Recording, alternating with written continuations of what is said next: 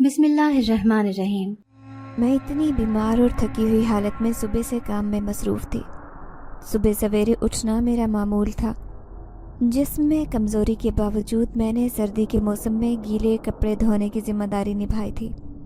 میری ساس، نند اور شوہر کے کپڑے تھے جو کئی دن سے جمع ہو گئے تھے۔ اتنے بڑے گھر کی ذمہ داری مجھ اکیلی پر تھی۔ تینوں وقت کا کھانا بنانا، گھر کی صاف صفائی کرنا۔ ایسے میں کپڑے دھونے کے لیے میں نے ایک ہی دن منتخب کیا ہوا تھا کہ سارے کام روز کرنا کتنا مشکل تھا۔ جب فارغ ہوئی تو میں کمرے میں جا کر قرآن پاک کی تلاوت کرنے لگی تاکہ اپنے دل کو تھوڑا سکون بخش سکوں۔ سورہ جن کی تلاوت کرتے دل کو عجیب سا قرار آیا، جیسے کچھ غیر مرئی سی طاقت میرے قریب ہو۔ میرے ہونٹ دعا کے لیے ہلنے ہی والے تھے کہ اچانک میری ساس کی آواز نے مجھے چونکا دیا۔ وہ کمرے کے دروازے پر کھڑی تھی اور ان کے ماتھے پر بل ظاہر کر رہے تھے کہ وہ میرے کسی کام سے خوش نہیں تھی۔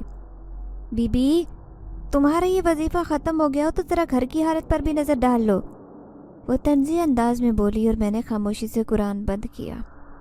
دل میں ایک عجیب سی خلش ہوئی کہ میری عبادت کو وہ ہمیشہ وظیفہ کیوں کہتی ہیں، جیسے یہ کسی خاص مقصد کے لیے کیا جا رہا ہو۔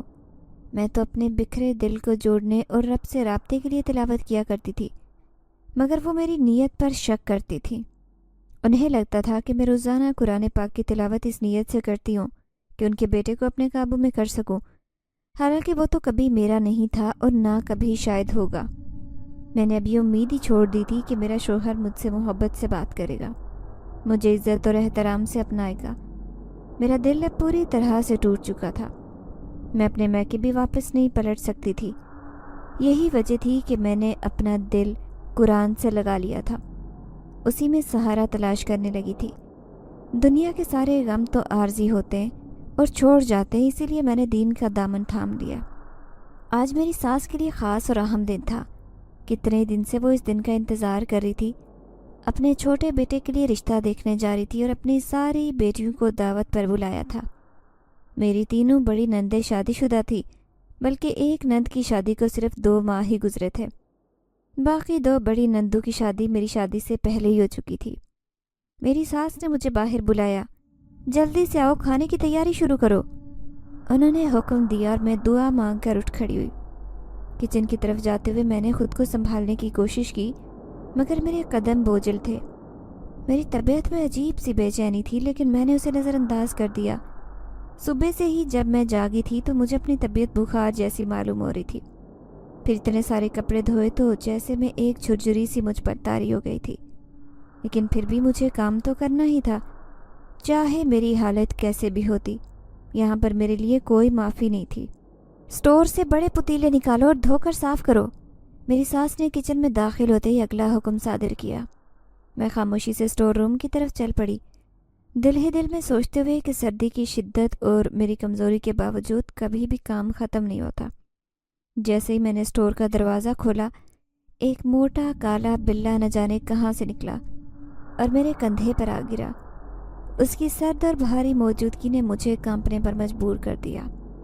میرے منہ سے زوردار چیخ نکل گئی۔ ساس میری چیخ سن کر فوراً اسٹور روم کے دروازے پر پہنچ گئی۔ کیا ہوا؟ کیوں چیخ رہی ہو؟ وہ غصے اور حیرانی سے بولی۔ میں لرزتی آواز میں انہیں بتانے لگی کہ جیسے ہی میں نے دروازہ کھولا، ایک کالا بلّا میرے اوپر گرا تھا، لیکن جب میں نے اسے جھٹکنے کی کوشش کی تو وہ اچانک غائب ہو گیا۔ میری ساس میری بات سن کر غصے میں آ گئی۔ یہ تمہارے بہانے ختم ہوں گے یا نہیں؟ یہاں اسٹور چاروں طرف سے بند ہے اور تالا بھی ابھی تم نے خود کھولا ہے، بلّا کہاں سے آ سکتا ہے؟ میں نے دوبارہ ان سے اپنی بات منوانے کی کوشش کی، لیکن وہ ٹس سے مس نہیں ہوئی۔ کام کرنے کے بہانے تلاش کرنے لگی۔ جلدی سے اپنے پتیلے نکالو اور اپنے کام پر لگو۔ ان کا رویہ مزید سخت ہو گیا۔ میں نے آنکھوں میں آنسو لیے خاموشی سے اسٹور روم کی طرف دیکھا، جہاں مجھے ایسے لگا جیسے کچھ غیر مرئی قوت اب بھی موجود ہو۔ میرے دل میں وسوسے اٹھنے لگے کہ وہ بلّا کیا واقعی یہاں تھا یا یہ سب میرا وہم تھا، لیکن کندھے پر اس کی موجودگی کا احساس اتنا حقیقی تھا کہ میں اسے بھلا نہیں پا رہی تھی۔ میری ساس کے الفاظ اور ان کے طنزی انداز نے میرے دل کو مزید بوجھل کر دیا۔ ان کے جاتے ہی میں نے دوبارہ اسٹور کے اندر جھانکا، ہر طرف چھان مارا مگر کچھ بھی نظر نہیں آیا۔ میرے دل میں عجیب سا خوف بیٹھنے لگا۔ جیسے یہ بلّا کوئی عام بلّا نہیں بلکہ کچھ اور ہی ہو۔ مجھے یاد آیا کہ سورہ جن کی تلاوت کرتے وقت میرے دل میں عجیب سی گہرائی پیدا ہوئی تھی، اور اب یہ واقعہ میرے ذہن میں سوالات پیدا کر رہا تھا۔ کیا یہ کسی غیر مرئی طاقت کا اثر تھا یا محض اتفاق؟ میرا نام رخشندہ ہے۔ میرا تعلق ایک انتہائی غریب لیکن خوددار گھرانے سے تھا۔ ہم 4 بہنیں تھیں۔ ہمارے والدین نے ہمیشہ یہ بات ذہن میں رکھی کہ ہمیں اچھی تربیت اور زندگی کے اصول سکھائے جائیں، چاہے حالات کتنے ہی سخت کیوں نہ ہوں۔ وہ ہماری ضرورتوں کا خیال تو ہمیشہ رکھتے، مگر ہمارے گھر میں کبھی آسائشیں نہیں تھی، لیکن پھر بھی ہر وقت ہمارے دل اللہ کے شکر سے بھرے رہتے۔ ہم میں سے کوئی بھی کبھی حسد یا ناشکری کی طرف مائل نہیں ہوئی تھی، کیونکہ ہمارے والدین نے ہمیں صبر اور قناعت کی تعلیم دی تھی۔ وہ اپنی استطاعت سے بڑھ کر ہماری ضروریات پوری کرتے اور جہاں تک ممکن ہوتا ہماری چھوٹی خواہشات کا بھی خیال رکھتے۔ جیسے کسی بھی خوشی کے موقع پر بابا مٹھائی لاتے اور ہم سب کا منہ میٹھا کرواتے، یا ہم بہنوں میں سے جب بھی کسی کا جنم دن آتا تو ایک چھوٹا سا کیک منگوایا جاتا اور ہم سب مل کر اسے کاٹتے اور چھوٹی چھوٹی خوشیاں مناتے۔ میرا نمبر 2 تھا۔ میری بڑی بہن، جو ہم سب بہنوں میں سب سے سمجھدار اور نرمی سے بات کرنے والی تھی، اس کی شادی کو 4 سال ہو چکے تھے۔ وہ اپنے شوہر کے گھر میں خوش تھی اور اپنی زندگی کے نئے سفر سے مطمئن تھی۔ جب بھی وہ اپنے سسرال سے آتی تو ہماری ماں کو اپنی زندگی کی خوشگوار باتیں سناتی، جس سے ہماری ماں کا دل خوش ہو جاتا۔ ہماری بڑی بہن کا سکون ہمارے لیے ایک امید تھا کہ شاید شادی کے بعد ہم سب بہنوں کی زندگی بھی ایسے ہی خوشحال ہو جائے۔ اب باری میری تھی۔ میرے والدین کو میرے لیے ایک مناسب سا رشتہ آیا۔ وہ لوگ شریف اور عزت دار تھے اور ان کا بیٹا اپنے گھر کا سب سے بڑا بیٹا تھا۔ میرے والدین نے زیادہ دیر نہیں کی اور فوراً اس رشتے کے لیے ہاں کر دی۔ والد صاحب اکثر کہا کرتے تھے، بڑا رتبہ ملے گا تو بیٹی راج کرے گی، گھر کی بڑی بہو بن کر۔ ان کی یہ باتیں سن کر میرے دل میں عجیب سا سکون اور اطمینان پیدا ہوا۔ میں نے خود کو اس نئی دنیا کے لیے تیار کرنا شروع کر دیا۔ میرا ہونے والا شوہر اپنے خاندانی کاروبار کو سنبھال رہا تھا۔ گھر میں ہر لحاظ سے سکون اور خوشحالی تھی۔ میرے والدین کو اطمینان تھا کہ وہ مجھے کسی ایسے گھر میں بھیج رہے ہیں جہاں مجھے نہ صرف محبت ملے گی بلکہ زندگی کے سکون کے لیے ضروری سہولیات بھی موجود ہوں گی۔ میری ساس ایک سمجھدار خاتون تھی جو بظاہر اپنی اولاد کے لیے بے حد محبت رکھنے والی تھی۔ ان کی 4 بیٹیاں تھیں، جن میں سے 3 شادی شدہ تھی اور اپنی اپنی زندگیوں میں خوش تھی۔ صرف ایک بیٹی ابھی کنواری تھی جو پڑھائی میں مصروف تھی۔ میری منگنی کے بعد سے میری ساس نے میرے ساتھ نہایت شفقت سے پیش آنا شروع کر دیا۔ وہ اکثر کہتی، رخشندہ، تم ہمارے گھر کی بہو نہیں بلکہ بیٹی ہوگی۔ ان کے ان الفاظ نے میرے دل میں ان کے لیے عزت اور محبت پیدا کر دی۔ میں سوچتی تھی کہ اللہ نے مجھے کتنا خوش نصیب بنایا ہے کہ میرے نصیب میں ایک اچھا گھر اور محبت کرنے والے لوگ لکھے۔ میری نند جو ابھی کنواری تھی بہت شوخ اور چلبلی تھی۔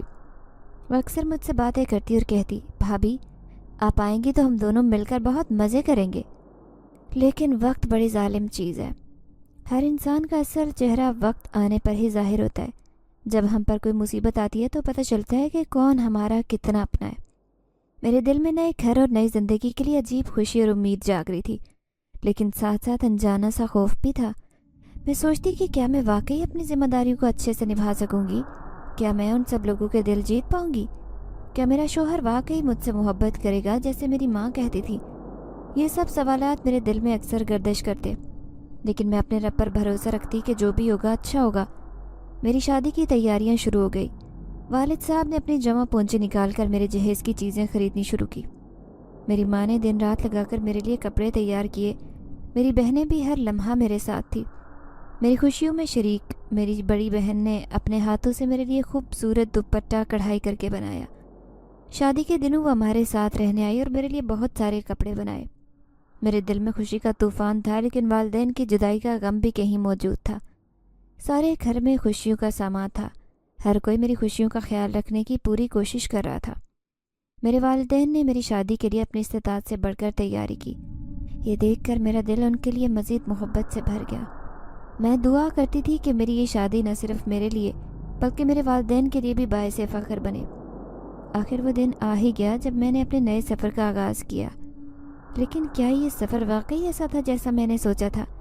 یا اس میں کچھ ایسے موڑ بھی آنے والے تھے جن کا میں نے تصور بھی نہیں کیا تھا۔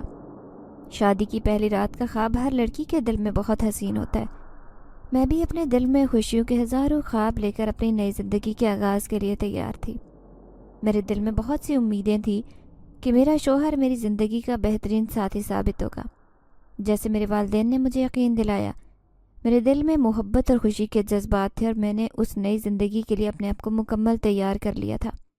لیکن جب پہلی رات نعمان نے میرے پاس آنے کے بجائے مجھ سے منہ موڑا تو میرے دل پر گہرا گھاؤ لگا۔ وہ خاموشی سے ایک طرف بیٹھے تھے، جیسے کسی گہری سوچ میں گم ہو۔ میں نے ہمت کر کے ان سے بات کرنے کی کوشش کی، لیکن انہوں نے سرد لہجے سے کہا، یہ شادی میری مرضی کے خلاف ہوئی ہے، میں اس رشتے پر راضی نہیں تھا۔ ان کے الفاظ میرے دل پر بجلی کی طرح گرے۔ میرا جسم کانپنے لگا اور میرے رونگٹے کھڑے ہو گئے۔ مجھے ایسے لگا جیسے میں کسی خواب سے حقیقت کی تلخ زمین پر گر پڑی ہوں۔ میرے والدین نے کتنی امیدوں اور دعاؤں کے ساتھ مجھے اس گھر بھیجا تھا، لیکن میری زندگی کی پہلی رات ہی میرے لیے کسی خوفناک خواب سے کم نہیں تھی۔ نعمان کے ان الفاظ نے میرے دل کو توڑ کر رکھ دیا۔ میں ساری رات جاگتی رہی، آنکھوں میں آنسو لیے اپنے نصیب کو کوستی رہی۔ میرے ذہن میں بار بار اپنے والدین کے چہرے آ رہے تھے۔ انہوں نے تو سوچا تھا کہ ان کی بیٹی راج کرے گی، لیکن یہاں تو حالات ہی کچھ اور نکلے۔ میری خوشیوں کی دنیا لمحوں میں بکھر گئی۔ میں سوچتی رہی کہ آخر نعمان کو مجھ سے کیا شکایت ہے؟ میں نے تو کبھی ان کا کوئی نقصان نہیں کیا۔ میں بار بار اللہ سے دعا مانگتی رہی کہ میرے دل کی گھبراہٹ ختم ہو جائے، لیکن کوئی سکون نہیں ملا۔ صبح جب اپنے کمرے سے نکلی تو میرا چہرہ تھکاوٹ اور غم سے اترا ہوا تھا۔ میں نے آنکھوں پر پانی کے چھینٹے مارے تاکہ کوئی میرے آنسو کے نشان نہ دیکھ سکے، لیکن میری آنکھوں کی سرخی سب کچھ ظاہر کر رہی تھی۔ جب میری ساس اور نند نے میرا چہرہ دیکھا تو ان کے چہرے پر عجیب سی خوشی نظر آئی۔ ان کی آنکھوں میں عجیب سی چمک تھی، جیسے وہ میری اس حالت کا مزہ لے رہی ہوں۔ ان کے رویے نے مجھے اور بھی مایوس کیا۔ میں دل ہی دل میں سمجھ گئی کہ یہ لوگ نعمان کو مجھ سے دور رکھنا چاہتے ہیں۔ میری ساس اور نندو کا اصل مقصد یہی تھا کہ نعمان اپنی بیوی سے کوئی تعلق نہ رکھے، کیونکہ وہ کسی قیمت پر بھی اس کی شادی اس کی پسند کی لڑکی سے نہیں کروانا چاہتی تھی۔ مجھے احساس ہوا کہ میں تو صرف ان کے منصوبے کا ایک مہرہ تھی۔ انہوں نے مجھے اس گھر میں صرف اس لیے قبول کیا تاکہ نعمان کو اپنی پسند کے خلاف مجبور کر سکیں اور اسے یہ احساس دلائیں کہ شادی ایک غلطی تھی۔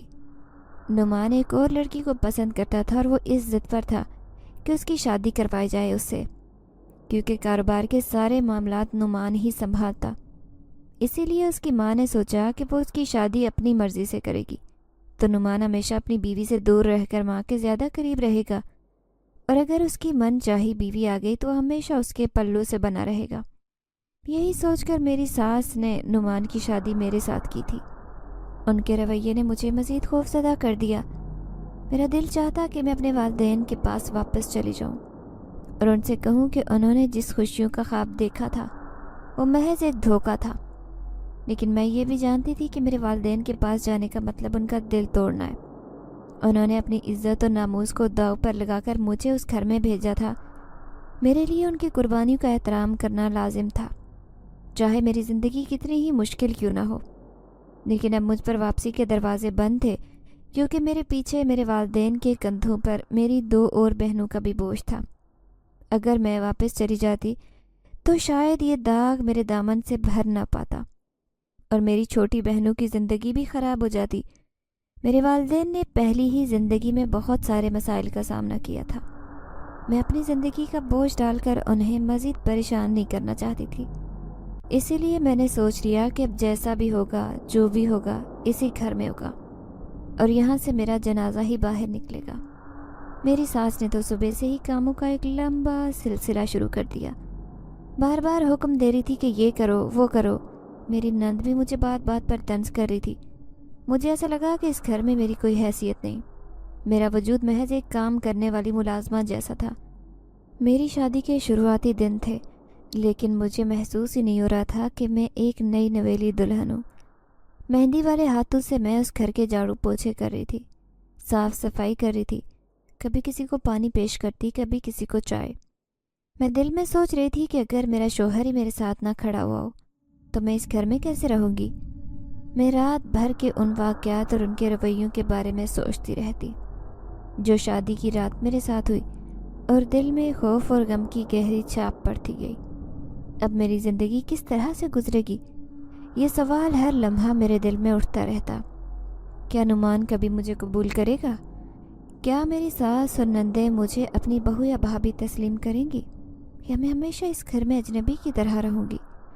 میری زندگی کے یہ نئے دن شروع ہونے سے پہلے ہی غم اور بے بسی کے بادلوں میں ڈوب چکے تھے۔ میرے دل میں یہ خوف گھر کر گیا کہ شاید یہ سفر میرے لیے آزمائشوں سے بھرا ہوگا۔ میرا شوہر ہر رات کو گھر دیر سے آتا، مجھ سے بات بھی نہیں کرتا۔ اس کا رویہ دن بدن میرے لیے ناقابل برداشت ہوتا جا رہا تھا، لیکن میں نے خود کو سمجھایا کہ شاید وہ کام کی وجہ سے تھکا یا کوئی مسئلہ ہوگا جو وہ مجھ سے کہہ نہیں پا رہا۔ میں نے کئی بار ہمت کر کے اس سے بات کرنے کی کوشش کی، لیکن اس نے ہر بار ٹال دیا۔ اب اسے مجھ میں کوئی دلچسپی نہیں تھی۔ یہ بات مجھے دن رات اندر سے توڑ رہی تھی۔ وہ ہمیشہ میری بات کے جواب میں ایک ہی بات کہتا کہ اپنے کام سے کام رکھو اور مجھ سے دور رہو۔ شادی کو 2 مہینے ہو چکے تھے، لیکن ہماری زندگی میں وہ خوشی، وہ محبت اور اپنائیت کہیں دکھائی نہیں دے رہی تھی جس کے خواب ہر لڑکی دیکھتی ہے۔ میں کئی گھنٹوں تک اکیلی کمرے میں بیٹھی رہتی۔ نماز پڑھنا اور قرآن پڑھنا میرا روز کا معمول تھا۔ شادی سے پہلے بھی ہم بہنیں اپنے گھر میں نماز اور قرآن کی پابندی کیا کرتے اور وہی عادات میں یہاں بھی لے آئی، لیکن اب وہ نماز اور تلاوت جو مجھے سکون دیتی تھی، میرے دل کے غم کو کم کرنے کے بجائے مجھے مزید میرے حالات کی یاد دلاتی رہتی۔ ہر دعا کے بعد میں اللہ کے حضور جھک کر رو پڑتی اور پوچھتی کہ میرا قصور کیا تھا، کیوں مجھے ایسے انسان کے ساتھ باندھا گیا جو مجھے نظر انداز کرتا اور میری موجودگی کو بھی محسوس نہیں کرتا۔ جب وہ گھر آتا تو میں امید کرتی کہ شاید آج وہ مجھ سے بات کرے، میری خیریت پوچھے یا کم از کم میری طرف دیکھے، لیکن وہ بس خاموشی سے کھانا کھاتا پھر کمرے سے باہر نکل جاتا۔ یہ رویہ میرے دل کو زخمی کر رہا تھا۔ میں آئینے کے سامنے کھڑی ہو کر اپنے آپ کو گھنٹوں دیکھتی رہتی اور سوچتی کہ کیا میں واقعی اتنی بدصورت ہوں کہ وہ مجھ پر ایک نظر بھی ڈالنا گوارا نہیں کرتا۔ میرے دل میں سوالات کا ایک طوفان اٹھتا رہتا۔ کیا میری شخصیت میں کوئی کمی ہے؟ کیا میں اتنی غیر اہم ہوں کہ وہ میری موجودگی کو بھی نظر انداز کر دیتا ہے؟ مجھے یاد آتا کہ میرے والدین نے میری شادی کے وقت کتنی دعائیں کی تھی، کتنی امیدوں کے ساتھ مجھے رخصت کیا تھا۔ میرے والدین نے ہمیشہ یہی کہا تھا کہ بیٹی، اچھے اخلاق اور صبر سے گھر کو جنت بنایا جا سکتا ہے۔ میں ان کی باتوں کو یاد کر کے خود کو دلاسا دیتی، لیکن اندر ہی اندر ٹوٹ رہی تھی۔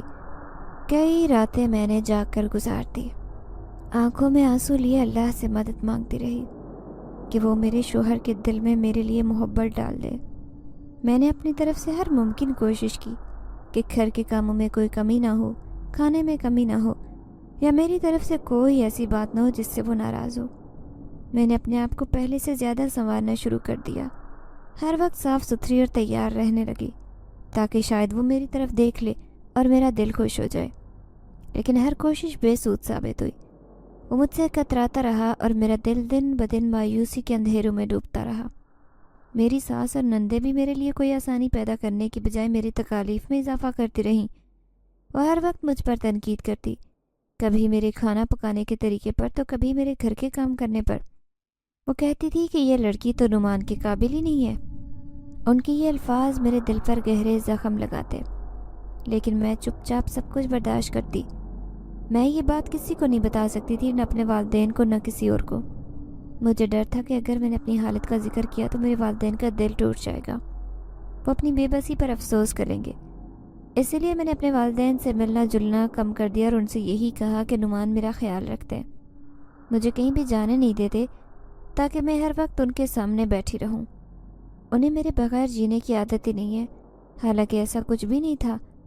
وقت گزر رہا تھا اور میں خود کو اندر ہی اندر کھوکھلا محسوس کر رہی تھی۔ میں نے دل میں فیصلہ کیا کہ میں صبر سے کام لوں گی، اپنی دعاؤں کے ذریعے اللہ سے مدد مانگوں گی، لیکن صبر بھی ایک حد تک ہوتا ہے۔ میری زندگی کی ان اندھیری راتوں نے مجھے احساس دلایا کہ شاید میرے نصیب میں یہ سب کچھ لکھا تھا۔ مجھے یہ فکر ستاتی رہی کہ اگر یہی حالات رہے تو میری زندگی کا انجام کیا ہوگا۔ جب میں قرآن پاک کی تلاوت کرتی تو میری ساس آ کر سر پر کھڑی ہوتی اور کہتی، یقیناً تو کوئی وظیفے کر رہی ہے تاکہ ہم گھر والوں کو برباد کر سکے۔ ان کا لہجہ ہمیشہ طنز اور شک سے بھرا ہوتا۔ ان کے ان الفاظ نے میرے دل پر گہری چوٹ لگائی۔ نہ جانے کیوں ان کا دل اس بات پر راضی نہیں تھا کہ ان کے بیٹے اور بہو کا گھر خوشیوں سے بھر جائے۔ مجھے اکثر یہ سوچ کر حیرت ہوتی کہ ایک ماں جو اپنے بیٹے کی خوشیوں کے لیے ہر حد تک جانے کو تیار ہوتی ہے، وہی ماں اپنے بیٹے کے سکون کو خود اپنے ہاتھوں سے تباہ کرنے پر کیوں تلی ہے؟ میری ساس کو یہ برداشت نہیں تھا کہ ان کے بیٹے کی توجہ مجھ پر مرکوز ہو۔ بات بات پر ہمیں لڑانے کی کوشش کرتی اور ایسے جملے بولتی جن سے میرا دل دکھتا۔ میرا شوہر بھی ان باتوں میں آ کر مجھ سے دور ہو جاتا۔ وہ اکثر کہتی، ہم نے تمہیں اس گھر میں لا کر بہت بڑا احسان کیا ہے، ورنہ تم جیسے لڑکیوں کو تو کوئی پوچھتا بھی نہیں۔ تمہارے گھر میں نہ آسائشیں تھیں، نہ کھانے کو ڈھنگ کا انتظام، یہاں آ کر تمہارے نصیب کھل گئے۔ ان کے یہ الفاظ میرے دل پر ایسے زخم دیتے جیسے انہوں نے مجھے اپنی حیثیت یاد دلانے کے لیے جان بوجھ کر تذلیل کی ہو۔ میری زندگی کا ہر دن انہی تانوں اور رویوں سے شروع ہوتا اور انہی کے ساتھ ختم ہوتا۔ وہ بات بات پر احساس دلانے کی کوشش کرتی کہ میں ان کے بیٹے کے قابل نہیں ہوں۔ کبھی میرے گھر والوں کو نیچا دکھانے کی بات کرتی تو کبھی میرے کردار پر انگلی اٹھاتی۔ ان کی نظر میں ہمیشہ ایک غیر ضروری بوجھ تھی جسے مجبوراً اپنے گھر میں وہ برداشت کر رہی تھی۔ حالانکہ حقیقت یہ تھی کہ میرا شوہر ساری کمائی لا کر ان کے ہاتھ پر رکھتا، خود بھی ان کی ہر بات مانتا، پھر بھی ان کی شکایتیں ختم نہیں ہوتی۔ ساس کی جانب سے تانوں کے ساتھ نندے بھی اس کھیل میں برابر کی شریک تھی۔ وہ جب ہمارے گھر آتی ہر وقت میرے خلاف سازشیں کرتی، موقع ملتے ہی میرے شوہر کے سامنے ایسی باتیں کرتی جن سے میرا کردار مشکوک لگے۔ اگر میں کوئی کام کرتی تو وہ کہتی، یہ تو بس دکھاوا ہے، اس کے دل میں تو کچھ اور ہی چل رہا ہوگا۔ اگر میں خاموش رہتی تو وہ کہتی کہ یہ خاموش رہ کر سب کو نیچا دکھانے کی کوشش کر رہی ہے۔ ان کے الفاظ اور رویے میرے صبر کا امتحان لینے کو کافی تھے، لیکن میں خود کو یہ کہہ کر دلاسا دیتی کہ اللہ دیکھ رہا ہے، وہ میرے ساتھ انصاف کرے گا۔ ساس کی باتوں میں ایک اور عجیب بات یہ تھی کہ وہ اپنے بیٹے کی قربانیوں کو بالکل نظر انداز کرتی۔ وہ چاہتی تھی کہ میرا شوہر صرف ان کی خدمت کرے، ان کے حکم پر چلے، ان کے لیے جیتا رہے۔ اگر کبھی میرا شوہر میری کسی بات کو مان لیتا تو وہ فوراً ناراض ہو جاتی اور کہتی، یہ کیا دن دیکھنے کو پڑ رہے ہیں کہ میرا بیٹا اپنی ماں کی بات چھوڑ کر کل کی آئی بیوی کے پیچھے چل رہا ہے۔ حالانکہ میرا شوہر ہر ممکن کوشش کرتا کہ اپنی ماں کو خوش رکھے، لیکن اس کے دل میں میرے لیے نفرت اور حسد اتنا بڑا تھا کہ انہیں میرے شوہر کی محبت بھی کھٹکتی۔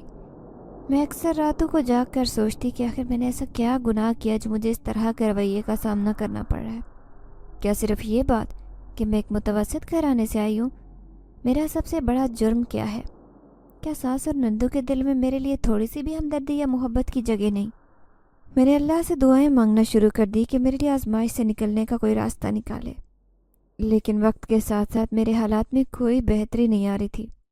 میں خود کو اس گھر میں ایک اجنبی کی طرح محسوس کر رہی تھی۔ اتنے بڑے گھر کی مالکن ہونے کے باوجود میری ساس کا دل بہت چھوٹا تھا۔ 4 کمروں پر مشتمل یہ عالی شان گھر، جس کے اوپر کی منزل پر بھی 2 کمرے تھے، اپنی خوبصورتی اور وسعت کی وجہ سے محل کا منظر پیش کرتا۔ لیکن عجیب بات یہ تھی کہ اوپر کی منزل کے کمرے ہمیشہ بند رہتے، گویا وہ صرف دکھانے کے لیے بنائے گئے ہوں۔ میں کئی بار ان کمروں کو کھول کر دیکھنے کی خواہش کرتی، لیکن میری ساس کا سخت حکم تھا کہ ان کمروں کو بغیر اجازت کے کھولا نہ جائے۔ نیچے کی منزل میں بھی ایک بڑا سٹور روم تھا جہاں میری ساس کا قیمتی سامان تھا۔ یہ سامان نہایت حفاظت سے رکھا گیا تھا، صرف خاص مہمانوں کی آمد پر ہی استعمال کیا جاتا۔ جب میری نندیں آتی تو ان کے لیے خاص انتظام ہوتا۔ مجھے کئی بار حیرت ہوتی کہ وہ سامان کو استعمال کرنے کی بجائے اس کی حفاظت میں زیادہ دلچسپی رکھتی تھی، گویا یہ سامان ان کے لیے کسی خزانے سے کم نہ ہو۔ میری ساس کی خوش دلی کا تو سوال ہی پیدا نہیں ہوتا تھا، لیکن اب ان کی ساری توجہ اپنے چھوٹے بیٹے کے رشتے پر مرکوز ہو چکی تھی۔ سنا تھا کہ ان کا چھوٹا بیٹا اور اس کی خالہ کی بیٹی ایک دوسرے کو پہلے ہی پسند کرتے ہیں۔ میری ساس نے اس رشتے کو حتمی شکل دینے کا منصوبہ بنا لیا۔ وہ اپنی بہن کو رشتے پر رضامند کرنے کے لیے کسی قسم کی کمی نہیں چھوڑنا چاہتی تھی، اسی لیے انہوں نے اپنی بڑی تینوں بیٹیوں کو دعوت دی تاکہ شام کو سب ساتھ مل جائیں اور خالہ پر دباؤ ڈالیں کہ وہ فوراً ہاں کریں۔ میری ساس کی منصوبہ بندی مجھے حیران کر رہی تھی۔ ایک طرف وہ اپنی بہن کے گھر جا کر چھوٹے بیٹے کا رشتہ کروانے کے لیے اتنی متحرک تھی، دوسری طرف انہیں اس بات کی کوئی پرواہ نہیں تھی کہ وہی چھوٹا بیٹا انہیں پوچھتا تک نہیں۔ یہ بات میرے لیے ناقابل فہم تھی۔ وہ اپنے بیٹے کی لاپرواہی اور بے اعتنائی کو نظر انداز کر کے اس کی خوشیوں کے لیے اتنی فکر مند تھی۔ مجھے یہ بھی احساس ہوا کہ شاید ان کا چھوٹے بیٹے کے ساتھ رویہ میرے شوہر سے مختلف تھا۔ جہاں میرے شوہر کو ہر وقت قابو میں رکھنے کی کوشش کرتی، وہیں چھوٹے بیٹے کے معاملے میں وہ نرم دل اور مخلص نظر آتی۔ اس دن کے دعوت نامے نے گھر میں ہلچل مچا دی۔ صبح ہی میری ساس نے مجھے کاموں میں لگا دیا۔ کبھی کہتی ذرا چاول چن کر رکھو، تو کبھی کہتی میٹھے کے لیے مٹھائی کی سامان کی فہرست بنا دو۔ جیسے مہمانوں کے لیے برتن صاف کرنے کا وقت آیا، انہوں نے مجھے اسٹور روم سے برتن نکالنے کے لیے کہا جو صرف خاص موقع پر استعمال ہوتے۔ صبح سے کپڑے دھو دھو کر میرا برا حال ہو گیا۔ اب تو تیز بخار ہونے لگا۔ پھر جب میں نے اسٹور روم کو کھولا تو ایک کالا بلّا مجھ پر جھپٹ پڑا۔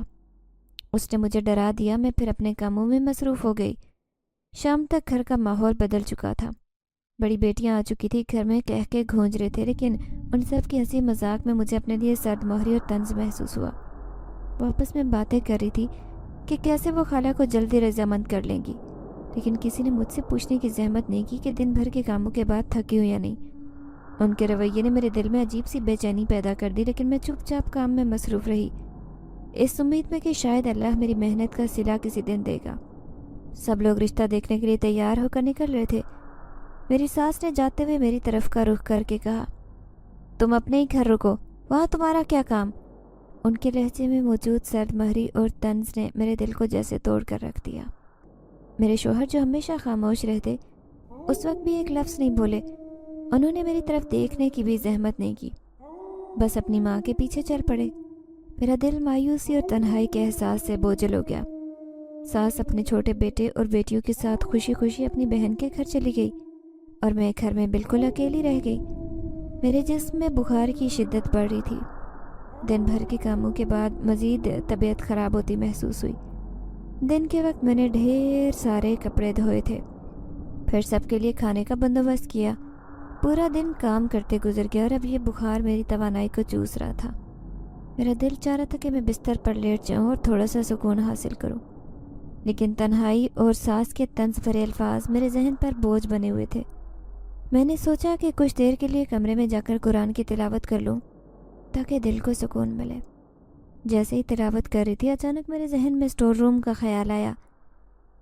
دن کے وقت جب میں اسٹور روم میں گئی تو موٹا کالا بلّا مجھ پر اچانک کودا۔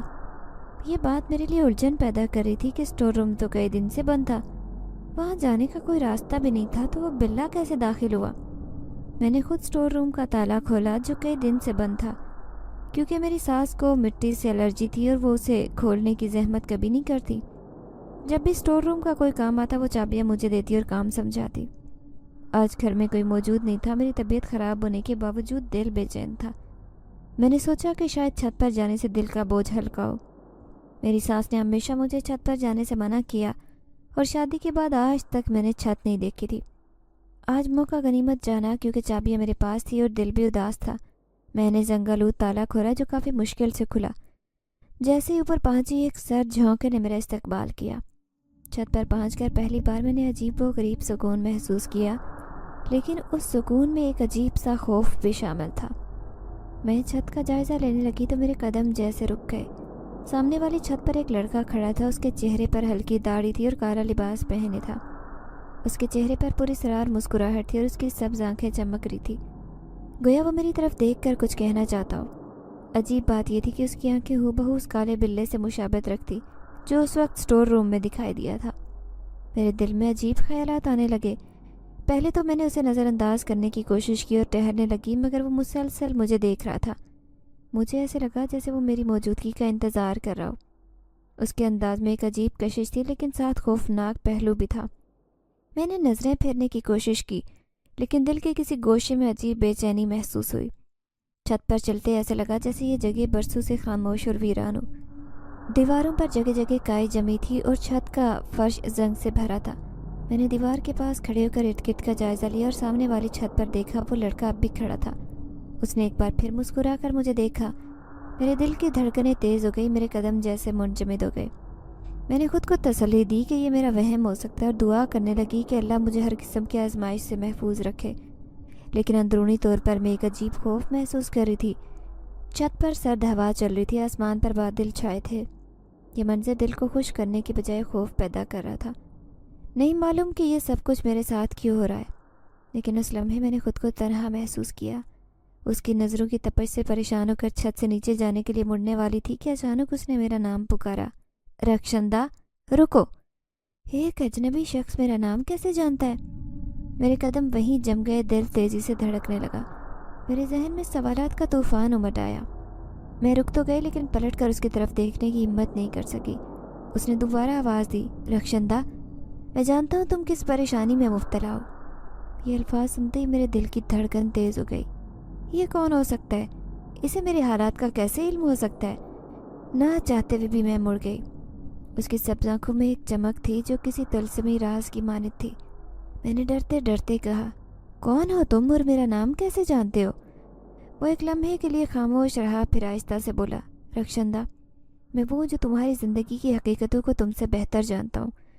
تمہارا شوہر تم سے بات نہیں کرتا، تمہاری ساس تمہیں تانے دیتی ہے، تمہارے گھر میں پرائے جیسا محسوس ہوتا ہے تمہیں۔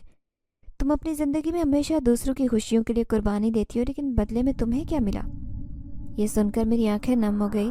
اس کی باتوں نے جیسے میرے دل کے زخم کھولے۔ تمہیں کیسے معلوم؟ یہ سب تمہیں کس نے بتایا؟ میں نے لرزتے ہوئے پوچھا۔ وہ مسکرا کر بولا، رخشندہ، تمہارے دل کی کیفیت جاننے کے لیے کسی کے بتانے کی ضرورت نہیں۔ تمہاری خاموشی، تمہاری تھکن، تمہاری آنکھوں میں چھپی اداسی سب بیان کرتی ہے۔ تمہارے دن دوسروں کے کام کرتے گزرتے اور راتیں آنسوں میں ڈوبی ہوتی ہیں۔ تم نے اپنے دل کی بات کبھی کسی سے نہیں کہی کیونکہ تمہیں ڈر ہے کہ کوئی تمہیں سمجھے گا نہیں۔ اس کی باتوں نے مجھے جھنجھوڑ کر رکھ دیا۔ ہر لفظ میرے دل پر تیر کی طرح لگا۔ واقعی میری زندگی ایسی ہو گئی تھی۔ دن بھر گھر کے کاموں میں لگی رہتی، کوئی شکایت نہیں کرتی۔ رات کو جب تنہائی میں وقت ملتا تو آنسو کو ہمراز بناتی۔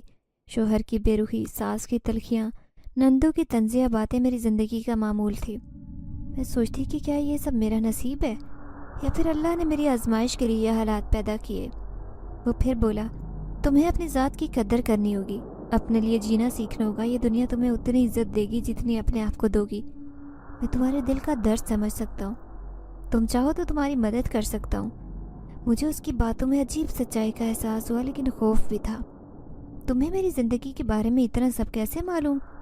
میں نے ڈرتے ڈرتے پوچھا۔ اس نے گہری سانس لی اور بولا، رخشندہ، یہ تمہارے دل کی آواز ہے جو تم خود نہیں سن پاتی، لیکن میں سن سکتا ہوں۔ تمہیں کسی ایسے کی ضرورت ہے جو تمہیں سمجھے، تمہارے دکھوں کو کم کرے۔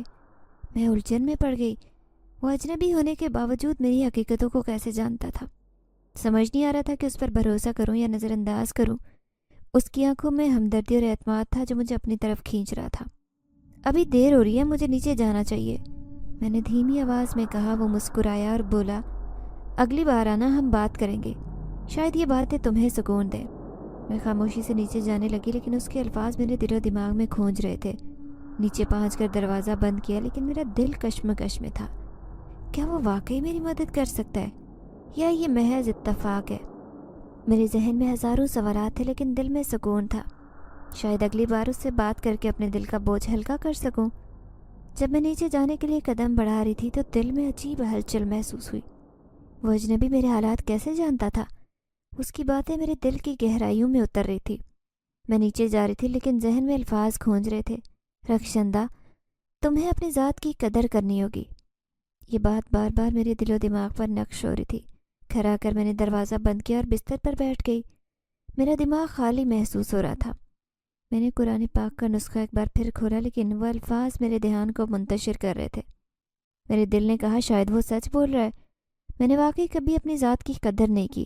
ہمیشہ دوسروں کے لیے جینا، ان کی خوشیوں کی خاطر خود کو قربان کرنا، کیا یہی میری زندگی کا مقصد تھا؟ میرے دل و دماغ میں میرے خیالات ایک ایک کر کے کھونجے۔ ساس کا رویہ جو ہمیشہ میرے لیے زہر بنا رہا۔ ہر صبح وہ تانا دیتی کہ میں شوہر کو قابو نہیں رکھ سکتی، یا وہ مجھ پر الزام لگاتی کہ میری وجہ سے ان کے بیٹے کی زندگی خراب ہو رہی ہے۔ میرا دل چاہتا کہ چیخ کر ان سے کہوں کہ میں نے اپنی زندگی ان کے گھر کے لیے وقف کر دی، لیکن بدلے میں کیا ملا؟ میرا شوہر جو شروع سے خاموش رہا، میری زندگی کا ساتھی ہونے کے باوجود کبھی میرا ساتھ نہیں دیا۔ شادی کے بعد وہ میری طرف ایک بار بھی محبت کی نظر سے نہیں دیکھ سکا۔ میری زندگی بس ان کی خوشیوں کے گرد گھومتی رہی، لیکن وہ کبھی میرے جذبات ہی نہ سمجھ سکے۔ یہ سب کچھ یاد کرتے میرا دل بھر آیا، آنکھوں سے بے اختیار آنسو بہنے لگے۔ مجھے اجنبی کی باتیں یاد آئی۔ کیا واقعی مجھے اپنی زندگی بدلنے کی ضرورت ہے؟ کیا واقعی مجھے اپنی ذات کو اہمیت دینی چاہیے؟ لیکن ساتھ دل میں خوف تھا کہ وہ کون تھا، اس نے میرا نام کیسے جانا اور میری زندگی کے بارے میں اتنی تفصیل سے کیسے بات کی؟ میں نے خود کو تسلی دی کہ یہ شاید محض اتفاق تھا، لیکن کہیں نہ کہیں دل ماننے کو تیار نہیں تھا۔ رات کو سونے کی کوشش کی لیکن نیند آنکھوں سے کوسوں دور تھی۔ وہ سبز آنکھوں والا اجنبی بار بار میرے ذہن میں آ رہا تھا۔ اس کی باتوں میں عجیب کشش تھی، جیسے وہ واقعی میرے درد کو سمجھ سکتا ہو۔ اگلے دن صبح جب اٹھی تو گھر کے معمولات ویسے ہی تھے۔ ساس نے عجیب تانا دیا، رخشندہ تمہاری وجہ سے ہمارا گھر برباد ہو رہا ہے، نہ تمہاری صورت اچھی نہ تمہارے نصیب اچھے۔ میں نے کچھ نہیں کہا، بس خاموشی سے کاموں میں لگ گئی۔ پورا دن کام کرتے ہوئے میرا دل بے چین رہا۔ شام کو جب سب کام ختم ہو گئے تو میرا دل چاہا کہ ایک بار چھت پر جاؤں۔ شاید وہ اجنبی میرا انتظار کر رہا ہو، لیکن ساتھ ہی ایک عجیب خوف تھا کہ کیا وہ واقعی میری مدد کرنا چاہتا ہے یا سب محض ایک دھوکہ تھا۔ رات کو جب سب سو گئے تو میں نے ہمت کی اور چھت کی طرف جانے لگی۔ جیسے ہی زنگالود تالا کھولا، دل کی دھڑکن تیز ہو گئی۔ چھت پر قدم رکھتے ہی سرد ہوا نے میرے چہرے کو چھوا۔ میں نے ادھر ادھر دیکھا لیکن وہ اجنبی وہاں نہیں تھا۔ دل میں عجیب سکون اور بے چینی تھی۔ کیا وہ آئے گا؟ کیا میرے سوالات کا جواب دے گا؟ میں چھت پر ٹہلنے لگی اور جیسے ہی سامنے چھت پر دیکھا وہ وہیں کھڑا تھا۔ اس کی آنکھیں اب بھی ویسے ہی چمک رہی تھی اور اس کے چہرے پر وہی پراسرار مسکراہٹ تھی۔ میرے دل نے کہا کہ شاید وہ واقعی میرا ہمدرد ہے۔ میں نے خود سے وعدہ کیا کہ اس بار زیادہ سوالات کروں گی، شاید اپنے دل کا حال بھی کہوں۔ یہ فیصلہ میرے لیے نیا موڑ ثابت ہو سکتا تھا، لیکن کیا یہ فیصلہ صحیح تھا؟ یہ سوال بھی میرے دل میں گونج رہا تھا۔ رات کے وقت چاندنی نے چھت کو اپنے نرم نور سے ڈھانپ رکھا تھا۔ میں چاند کو دیکھ رہی تھی۔ میرے دل میں عجیب سکون تھا، ایسا سکون جو اس اجنبی سے بات کے بعد ہی ملتا۔ جیسے ہی میں نے پلٹ کر پیچھے دیکھا، وہاں کوئی تھا۔ مجھے اندازہ ہو گیا کہ وہی شخص ہوگا جو میرے ہر راز سے آشنا تھا۔ اب یہ معمول بن گیا کہ جب سب سو جاتے میں چھت پر آتی، وہ میرا انتظار کر رہا ہوتا۔ ہم گھنٹوں بات کرتے اور میں اس کے سامنے دل کا حال رکھتی۔ اس کے ساتھ باتیں کرتے کئی دن بیت چکے۔ وہ میری باتوں کو اس انداز سے سنتا جیسے میرے دکھوں کو سمجھتا ہو، ان کے وزن کو اپنے کندھوں پر اٹھا رہا ہو۔ اس کے ساتھ وقت گزارنے سے میرا دل ہلکا ہونے لگا۔ وہ میرے دل کی باتیں جان لیتا جو میں لفظوں میں بیان نہیں کر سکتی تھی، لیکن میں نے کبھی اس بارے میں اس سے نہیں پوچھا۔ ایسا سوچنے کا وقت ہی کہاں تھا؟ میرے اپنے غم اتنے گہرے اور زیادہ تھے کہ وہی میرے وجود کو جکڑے رکھتے۔ اس رات جب ہم باتوں میں مصروف تھے، وہ اچانک خاموش ہو گیا۔ میں نے حیرت سے اس کی طرف دیکھا۔ اس کی آنکھوں میں گہری اداسی تھی، جیسے وہ کچھ کہنا چاہتا ہو لیکن الفاظ نہیں ڈھونڈ پا رہا ہو۔ میں نے پہلی بار اس کی خاموشی محسوس کی۔ پھر اس نے دھیمی آواز میں کہا، رخشندہ، آج میں تمہیں اپنی زندگی کی ایک حقیقت بتانا چاہتا ہوں۔ اس کی بات سن کر میرا دل دھڑکنے لگا۔ میں نے آہستہ سے کہا، تم جو کہنا چاہتے ہو کہو، لیکن یہ کیوں ضروری لگا کہ آج ہی یہ بات بتائی جائے؟ اس نے ایک لمحے کے لیے آسمان کی طرف دیکھا، چاندنی اس کے چہرے پر پڑ رہی تھی۔ پھر بولا، رخشندہ، میں 400 سال سے اس گھر میں مقیم ہوں۔ یہ الفاظ سن کر میری آنکھیں حیرت سے کھل گئی۔ میں سمجھ نہیں پا رہی تھی کہ وہ کیا کہہ رہا ہے۔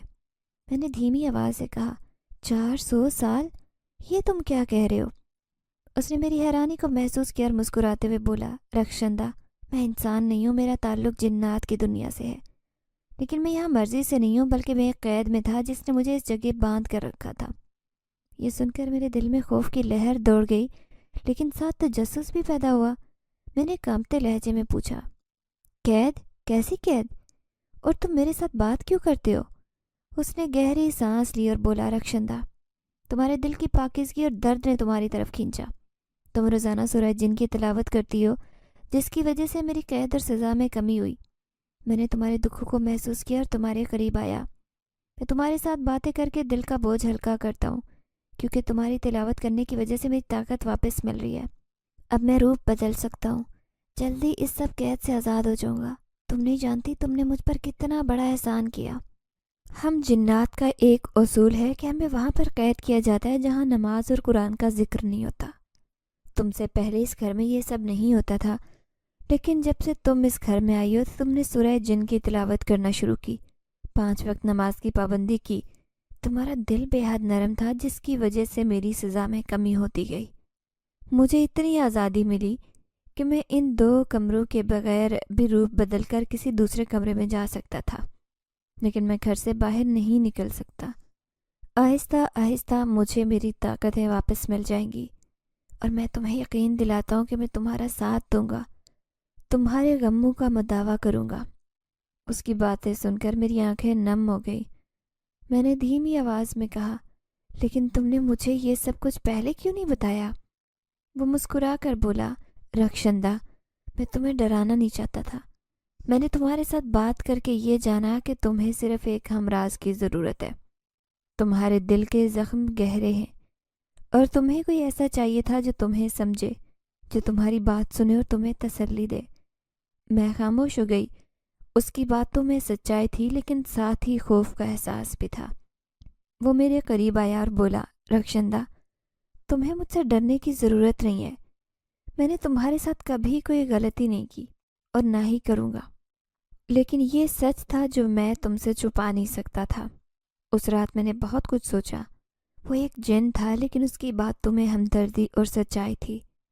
اس کی موجودگی سے مجھے سکون ملتا تھا، لیکن اب میرے دل میں سوالات کا طوفان تھا۔ کیا میں اس پر بھروسہ کر سکتی ہوں؟ کیا یہ تعلق میرے لیے درست تھا؟ یہ سوالات میرے ذہن میں کھوجتے رہے اور میں ان کے جوابات تلاش کرتی رہی۔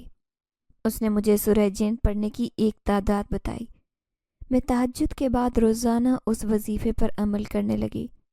1 ماہ تک وہ وظیفہ مکمل ہوا اور وہ جن ذات بھی آزاد ہو گیا۔ وہ شاہ جنات کا اکلوتا بیٹا تھا۔ اسے وہ ساری طاقتیں واپس مل گئی جو قید ہونے کے بعد وہ کھو چکا تھا۔